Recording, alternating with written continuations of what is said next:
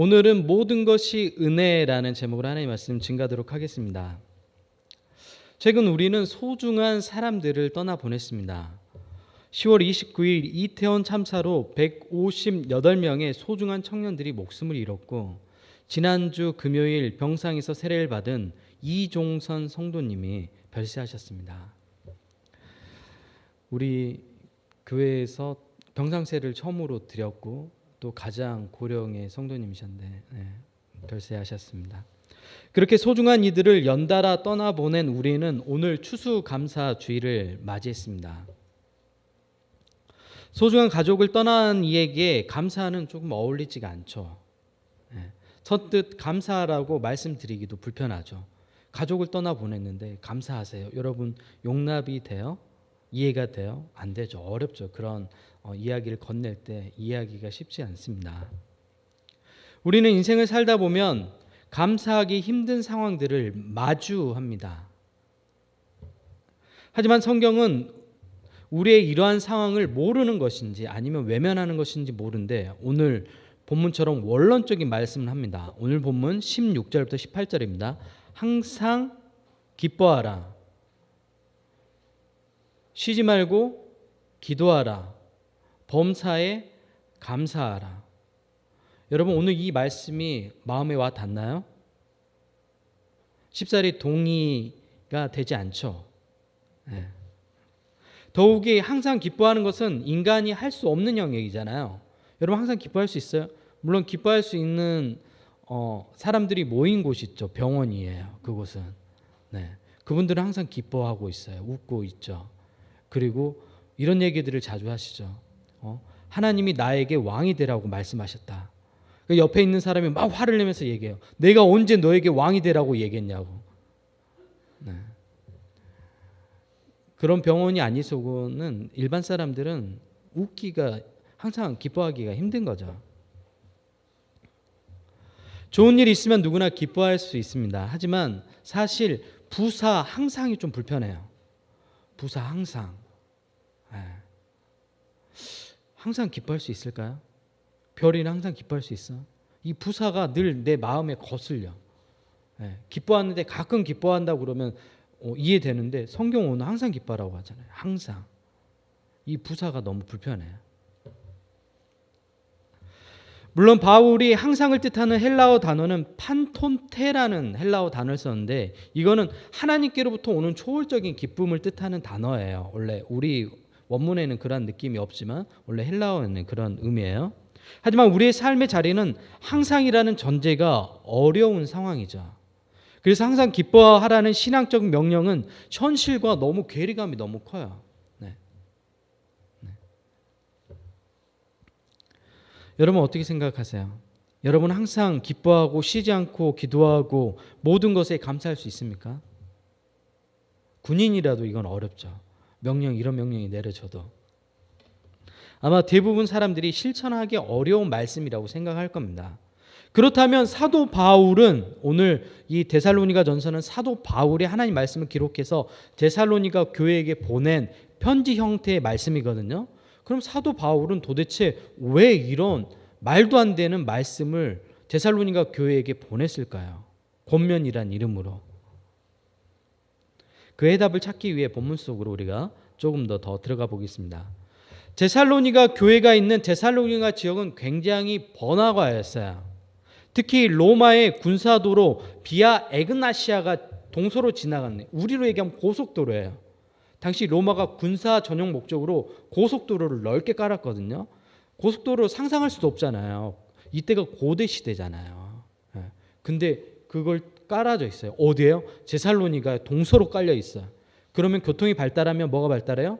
도시가 발달하게 됐죠. 왜? 사람들이 드나듦이 많으면 사람들이 많이 모이면 자본이 모이고 물품들이 모이고 경제가 활성화되잖아요.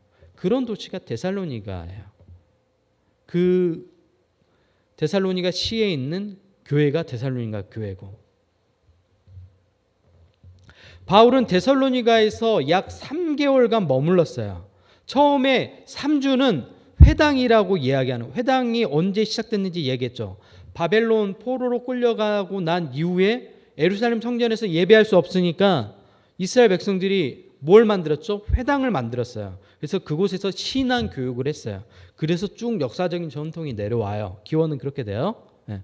회당에 사람들이 모였는데 이 데살로니가 시도 크니까 유대인들이 많이 있을까요? 당연히 있죠. 디아스포라, 흩어진 유대인들이 많이 사는 도시였어요. 그러니까 회당 문화가 발달했겠죠. 그곳에 와서 말씀도 배우고 말씀도 낭독하고 서로 말씀에 대해서 이야기도 하고.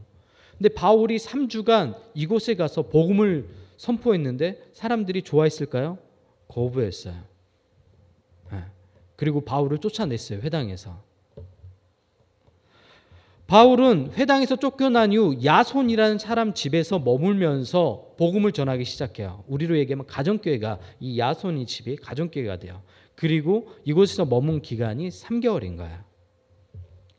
바울은 다시 이곳에서 이제 데살로니가 밑에가 아덴인데 그 아덴으로 내려가. 우리로 얘기하면 지금 그리스를 얘기하는 거예요. 그리스 반도를 아덴으로 내려가요. 그리고 그 아덴에서 디모데를 이 데살로니가 공동체가 걱정돼서 보내요. 교회가 어떻게 진행되고 있는지 뭐 어려움은 없는지 가서 살펴보라고. 그리고 바울은 또 어디로 가냐면 고린도로 가요. 아덴 옆에가 고린도거든요. 고린도로 이동해요. 그리고 바울은 고린도에서 1년 6개월간 우리 딸 예은이가 정확하게 얘기하라고 그러더라고요. 내가 2년 동안 재수 준비했다고 그러니까 1년 반이라고 정확하게 표현하라고. 약 2년 이러면 안 되거든요. 그래서 수치를 정확히 얘기해요. 1년 6개월간 딱 머물러요. 고린도 지역에서. 여기 머물면서 가족 수공업 운영과 함께 복음을 전합니다. 이곳에서 머물러 있다 보니까 이제 어디로 디모데를 보냈어요? 데살로니가 교회로 디모데를 보냈는데 디모데가 소식을 가지고 왔어요. 바울이 물어봤어요. 데살로니가 교회는 안정이 됐니? 이제 디모데가 제자잖아요, 바울에. 그랬더니 디모데가 데살로니가 교회의 많은 문제들을 이야기를 해요. 바울이 그런 많은 근심을 안고 적은 내용이 오늘 데살로니가 전서예요. 이해됐죠? 대략 오늘의 본문의 상황이 그려져요? 네, 머릿속에 그려지죠? 이런 관점으로 보면 오늘 이 말씀은 개인이에요, 공동체예요? 그렇죠. 공동체에게 먼저 보내는 말씀이겠죠. 데살로니가 교회 공동체 전원에게 보내는 거니까. 이러한 관점으로 본문을 해석하면 모순처럼 보이는 말씀이 종합되어 보이기 시작합니다. 오늘 본문은 교차 대칭 구조로 이루어졌어요. 좀 어렵죠. 교차로 되어 있다 해서 교차 대칭 구조인데 16절과 21절이 짝이에요. 16절과 21절. 그 다음에 17절과 20절이 짝이에요. 그리고 머리하고 꼬리를 제외한 가운데가 18절하고 19절이 두 개가 짝이에요. 그러면 다시 이제 교차 대칭 구조로 연결해서 본문의 말씀을 낭독해 드리면 이렇게 돼요. 항상 기뻐하라. 범사는 모든 것을 범사에 한자가 어렵죠. 모든 것을 헤아려 분별해 좋은 것을 취하고 이렇게 연결되는 거예요. 항상 기뻐하는데 어떻게 기뻐한다고요? 좋은 것들을 취해서 기뻐하는 거예요. 이해됐어요? 네. 그리고 두 번째 쉬지 말고 기도하는데 뭐가 붙어요? 교차 대칭 구조니까 예언을 멸시치 말고 예언을 멸시하지 말고 쉬지 말고 기도하라는 내용이에요. 세 번째 범사에 감사하는데 성령을 소멸하지 않을 때 범사에 감사할 수 있다고 얘기하는 거예요. 이해됐죠? 어렵나요? 다시 한번 얘기해 드릴까요? 네. 항상 기뻐하라. 범사에 헤아려 좋은 것을 취해서 기뻐하는 거예요. 그리고 쉬지 말고 기도하라. 예언. 여기서 예언은 하나님이 이루실 일이에요. 그러면 그때 당시에는 하나님이 이루실 일이 성경으로 적어져 있지 않았잖아요. 사람들을 통해서 정해졌잖아요. 근데 지금은 그 예언이 대부분 다 기록되었어요? 성경 66권이 구원을 얻는데 완벽하잖아요. 그러면 오늘로 우리로 얘기하면 예언은 뭐예요? 마킬레 말씀은 하나님의 말씀인 거예요. 그러면 하나님의 말씀을 멸시하지 말고 쉬지 말고 기도하라. 이렇게 연결이 되겠죠? 그리고 성령을 소멸하지 않을 때 모든 일에 감사할 수 있다고 이야기하는 거예요. 됐나요? 잘 따라오세요. 네. 먼저 범사, 즉 모든 것 중에 헤아려 분별하라는 거예요. 헤아린다는 건 분별해서 좋은 것을 취하라고 얘기하는 거예요. 좋은 것을 잡으라는 말씀이에요. 신앙은 하나님의 시선으로 삶을 해석하는 거예요. 뭐라고요? 신앙은 하나님의 시선으로 우리의 삶을 해석하는 게 신앙이 되는 거예요. 여러분은 그렇게 하고 있어요? 하나님의 시선으로 여러분의 삶을 해석해요? 나의 시선으로 내 삶을 해석해요. 내 삶을 내 시선으로 해석하니까 늘 우울한 거예요. 늘 절망적이고 희망이 없죠. 내 시선으로 내 삶을 바라보는데 무슨 희망이 있겠어요? 근데 하나님의 시선으로 나를 바라보면 어때요? 다르겠죠. 기대되지 않아요? 벌써? 하나님이라는 그 존재가 이미 내 삶을 바라보고 계신데, 예원이 삶을 바라보고 계신데, 기대되지 않아요? 전 너무 기대돼요. 예원이가 어떻게 될지. 하나님이 너무 크게 사용하실 거라고 난 믿어요. 그때 우리가 보지 못했던 것들이 보이기 시작했죠. 하나님의 시선으로 우리의 삶을 바라보니까. 이러한 것을 보면 아침에 마주하는 밥상에서 뭘 보게 돼요? 하나님께서 농부의 손을 통해서 나에게 이 많은 것들을 은혜를 베푸셨구나 하는 해석이 되는 거예요. 농부의 고마운 손길을 통해 우리에게 주신 하나님 은혜가 밥상을 보는데 보이기 시작하는 거예요. 보여요? 네, 보이면 그거 정말 좋은 거예요. 저는 라면 하나 먹어도 너무 행복해요. 네. 저는 다른 거 안 해줘도 돼요. 막 진수성찬 이런 거 필요 없어요. 라면 하나 딱 끓여주면 전 너무 행복해요. 그 라면에서 그 라면을 통해 저에게 주는 은혜가 있어요. 라면 너무 로이 라면 좋아해? 라면 좋아해? 목사님도 라면 좋아해. 우리 통하는 데가 있네. 우리 같이 라면 먹어요. 아침에 내 방을 비추는 햇살, 하나님의 시선으로 바라보면 어때요? 나의 시선으로 바라보면 어때요? 벌써 해가 뜨고, 여러분 표현으로 어떤 단어가 생각나죠? 가로에. 벌써 해가 뜨고 뭐야? 이렇게 얘기했죠. 근데 하나님의 시선을 바라보면 뭐야? 그 햇살을 바라보면서 어떤 마음이 들어요? 또 나에게 새로운 하루가 주어졌구나. 새로운 시간이고 새로운 날이구나. 가슴 벅차지 않아요? 다른 말로 하면 하나님의 시선으로 내 삶을 들여다보면 모든 것이 은혜라는 고백을 하게 되는 거예요. 내가 누려왔던 모든 것이, 내가 지나왔던 모든 시간이, 내가 걸어왔던 모든 순간이 당연한 것이 아니라 은혜였어. 어떻게 이런 고백을 할 수 있을까요? 모든 순간이 은혜, 항상 하나님 안에서 기뻐하고 있죠. 어떻게 이런 고백을 할 수 있죠? 하나님의 시선으로 바라보니까 그래요. 내 시선으로 바라보면 원망되는 일만 있죠. 저 사람 때문에 내가 인생이 이렇게 됐어. 나를 바라보면 어때요? 찌질한 것 같잖아요. 못난 것 같잖아요. 제가 대학교 2학년 때 내 자신이 너무 초라하게 보인 거예요. 저 신학교 다녔잖아요. 신학교 다니는데 21살이에요. 근데 제가 그때 어디서 일했냐면 식당에서 아르바이트 했어요. 학교 식당에서. 근데 나는 앞치마를 두르고 있고 나는 국을 푸고 있는데 내가 너무, 우리 아내 괜찮나? 네. 내가 너무 마음에 들어하는 문과 여학생이 내 앞에 왔는데 내가 그 국을 떠줘야 되는 상황인 거야. 내 자신 너무 초라하고 내 자신 너무 싫더라고. 내 앞치마를 봤더니 그 국물이 튀겨져 있어.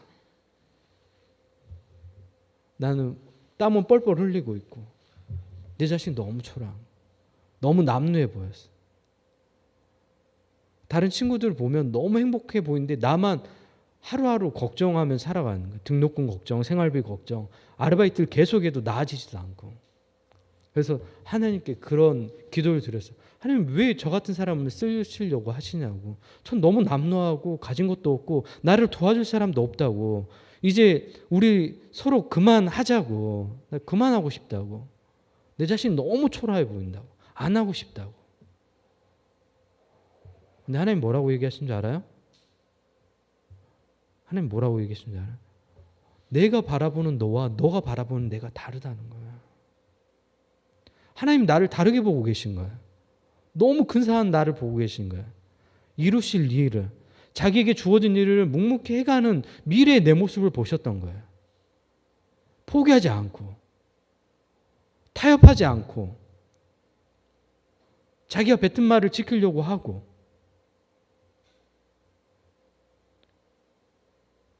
근데 여러분을 향한 하나님의 시선도 마찬가지예요. 내가 나를 보니까 너무 남루하고 찌질해 보이고 절망적이고 그렇지만 하나님이 여러분을 볼 때 절대로 여러분 한 사람 한 사람이 예사롭지 않아요. 예. 저는 우리 김용민 집사님 늘 미래가 기대가 돼요. 저 사람의 내가 너무 반짝반짝 빛나거든요. 예.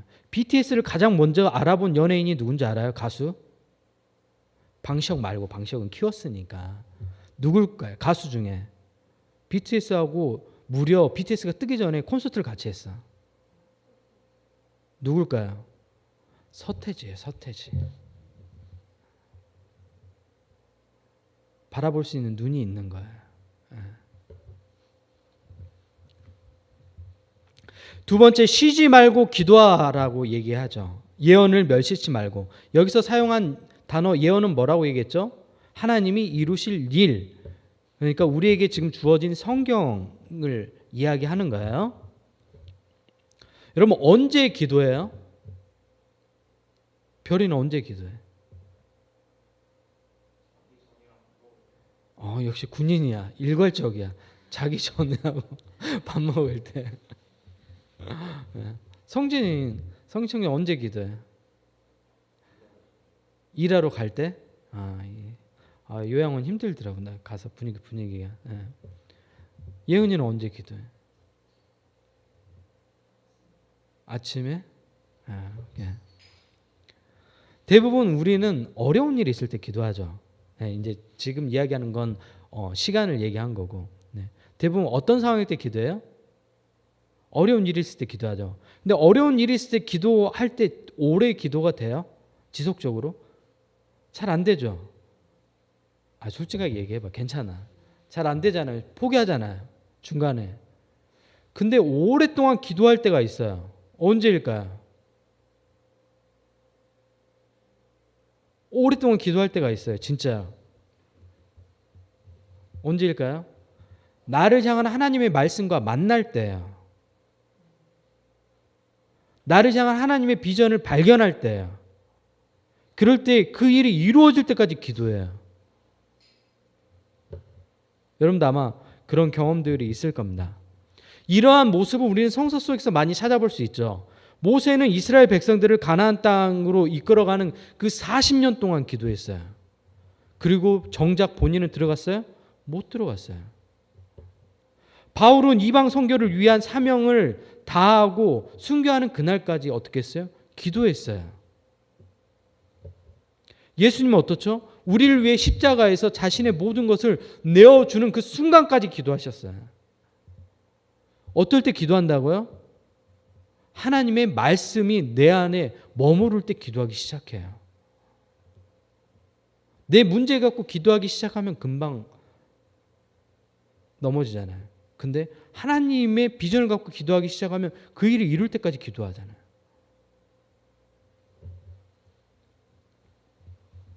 그리고 마지막 범사에 감사하라. 성령을 소멸하지 말고. 여러분 성령님이 하시는 역할이 뭐예요? 성령님 좀 어렵나요? 네. 성령님이 하시는 역할이 뭐예요? 우리가 하나님의 자녀로 성장할 수 있도록 돕는 역할을 하는 분이 성령님이에요. 그렇다면 성령님이 우리 안에 언제 가장 작아질까요? 지금 소멸이라는 단어 나왔으니까 그 성령님이 우리 안에서 작아진다는 그 역할이 언제 작아질까요? 내가 커질 때예요. 내가 커지면 성령님이 작아져요. 내가 작아지면 성령님이 내 안에서 커져요. 쉽죠? 그러면 내가 작아져야 되겠어요? 그래요. 내가 작아져야 돼요. 그럴 때 내 안에 성령님께서 커지는 거예요. 성령님이 우리 가운데 임하고 커질 때 어떤 일이 벌어지죠? 놀라운 일들이 일어나죠. 예. 우리가 성령이 불타는 교회 부를 때 첫 가사가 뭐예요? 성령님이 임하시면 능력이 나타난다고 얘기하잖아요. 성령님이 우리 가운데 임하면 성령의 열매들이 맺기 시작하고 하나님께서 우리를 성령님을 통해서 우리 안에 일하기 시작해요. 이런 것들이 낯설죠, 여러분. 처음 들어봤어요? 네. 우리가 모든 것에 감사할 수 있는 방법이 단 한 가지예요. 성령님께 내어 맡길 때 모든 것들이 감사할 수 있습니다. 인간은 본성적으로 이기적인 존재예요. 자기 중심적이에요. 이것은 아담의 범죄 이후 타락한 인간의 실존이에요. 하지만 성령님이 우리 안에서 일하기 시작하면 우리 안에 어떤 마음이 생기냐면 이타적인 마음이 생겨요. 다른 사람을 돌볼 수 있는 여유가 생겨요. 그리고 우리를 통해 예수님의 사랑이 다른 사람에게 흘러가기 시작해요. 언제요? 성령님이 우리 안에 일하기 시작할 때. 그래서 초대교회에 가장 먼저 일어났던 일이 뭐예요? 자신의 소유를 나누는 거예요. 여러분 자신의 소유 나눌 수 있어요? 나눌 수 있으면 여러분 저에게 100만 원씩만 줘보세요. 할 수 있어요? 쉽지 않잖아요. 네. 쉽지 않아요. 그런데 언제 그 일들이 일어났어요? 성령님께서 임하실 때, 우리 가운데 일하실 때 자신의 소유를 기꺼이 내어서 가난한 이웃들과 나눌 수 있는 마음이 생기는 거예요. 이기적인 사람에서 이타적인 사람으로 바뀌기 시작하죠. 그게 성령의 열매의 모습이야.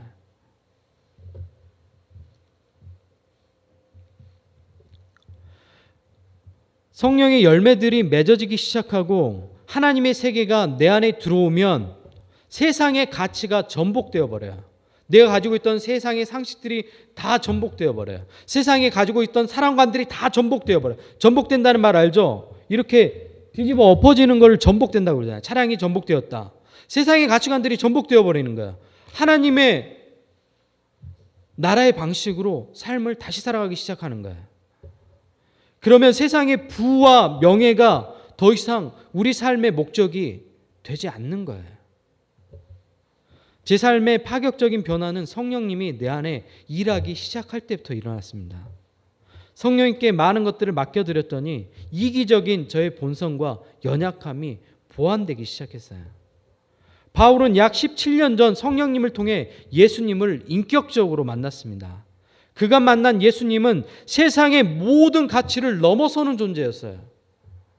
바울은 빛으로 오신 예수님의 만남, 이 강력한 만남 이후 세상을 보는 시선이 달라졌어요. 우리가 이런 세상을 보는 눈이 시선이 달라졌다는 것을 신앙적인 용어로 회심이라고 얘기하는 거예요. 회심. 여러분이 눈이 세상을 바라보는 눈이 아직도 그대로라면 여러분 회심한 게 아니에요. 여러분의 사랑관이 아직도 그대로라면 회심한 게 아닌 거예요. 회심한 사람들은 하나님의 나라의 시선으로 삶을 바라보는 거예요. 범사에 좋은 것을 분별하고 취하여 모든 것이 하나님의 은혜라고 고백하게 됩니다. 하나님의 말씀을 통해 비전을 발견하고 하나님 나라를 위한 비전을 위해 쉬지 않고 기도하겠죠. 그리고 포기하지 않죠. 왜 포기하지 않죠? 내 비전이 아니잖아요. 내 비전이면 금방 포기하잖아요. 나 너무 힘들어. 안 해. 그만할래. 하나님의 비전인데 포기하겠어요? 아니죠. 넘어져도 다시 도전하고 가잖아요. 우리 교회 공동체도 마찬가지잖아요. 흔들흔들 하면서 계속 가잖아요. 마이너스와 플러스를 왔다 갔다 하면서 그 예술적 거리를 계속 유지했잖아요. 저도 기적인 것 같아요. 매달 우리 영민 집사님 재정을 보니까 잘 아시겠지만 어떻게 이렇게 왔지? 돌아보면 불가능한 일이었는데 가능하잖아요. 제가 막 그것 때문에 걱정하고 막 교회 나와가지고 하나님 교회 재정이 너무 어렵습니다. 기도하고 막 그래요? 하나님께 맡겨드려버려요. 배짱이 좋은 게 아니라 하나님이 하실 일을 해가는 거잖아요. 방향이 바르면 하나님께서 이루어 가신다니까요. 걱정하지 말아요. 우리의 소중한 이들을 떠나보냈는데 어떻게 감사할 수 있을까요? 우리에게 죽음이 끝이 아니에요. 죽음은 새로운 시작이에요. 여행을 떠나는 거야. 죽음은 우리에게 끝이 아니라 새로운 시작인 거야. 그리고 언젠가 우리도 그 문을 열고 우리가 먼저 떠난 보낸 이들을 만날 거예요. 그리고 그 문이 우리 앞에 열려져 있죠. 이미 예수님을 통해서.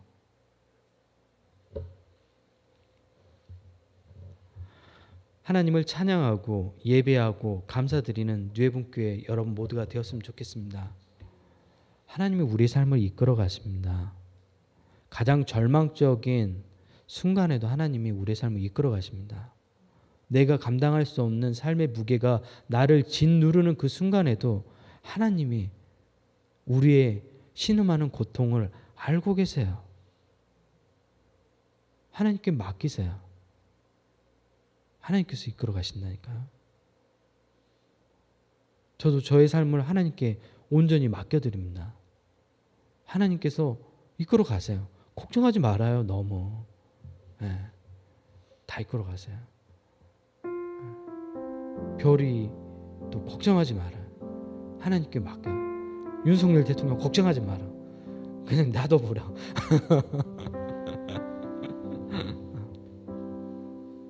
모든 것이 은혜입니다, 여러분. 하나님께서 여러분의 삶을 돌보십니다. 너무 걱정하지 말고 맡겨드리세요. 망할 것 같은 불안한 현실이 있죠? 그러나 그때 문제에서 눈을 띄어서 하나님을 그때 보셔야 돼요. 문제만 바라보고 있으면 매몰돼 버려요. 자기 연민으로 빠지고 절망으로 빠져버려요. 그럴 때 하나님을 온전히 바라보고 뛰어내려 버려요. 하나님께 온전히 안겨버리세요. 몰라! 그러면서. 예. 그러면 하나님께서 다 붙잡죠. 안아주시고.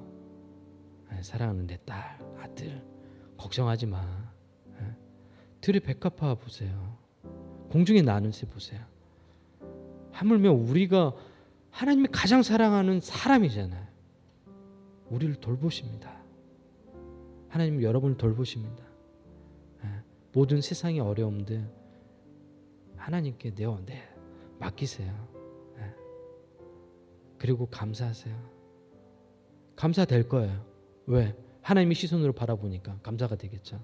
그런 누에분교회 성도들 모두가 되시기 바랍니다. 같이 기도할까요?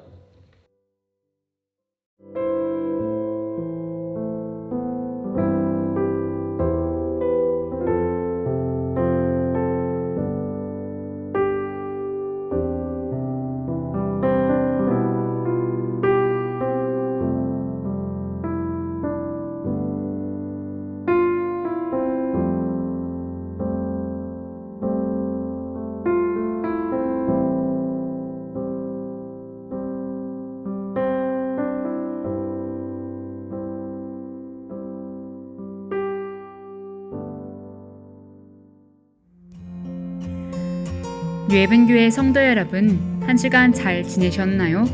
11월 20일 교회 소식입니다. 첫 번째 소식입니다. 오늘 오후 1시부터 대림절을 맞이하여 교회 청소 및 성탄 장식을 합니다. 많은 참여 바랍니다. 두 번째 소식입니다. 지난 11월 18일 고 이종선 성도님이 별세하셨습니다. 남은 가족들에게 하나님의 위로와 평화가 함께하길 기도해 주세요. 세 번째 소식입니다. 온라인 헌금은 재정 투명성을 위해 헌금 종료와 실명으로 교회 카카오뱅크 계좌에 헌금해 주세요. 나 하늘로 돌아가리라. 아름다운 이 세상 소풍 끝내는 날 가서 아름다웠더라고 말하리라. 한 주도 우리 곁을 떠난 소중한 사람들을 기억하고 기도하는 예분교회 성도 모두가 되시길 바랍니다.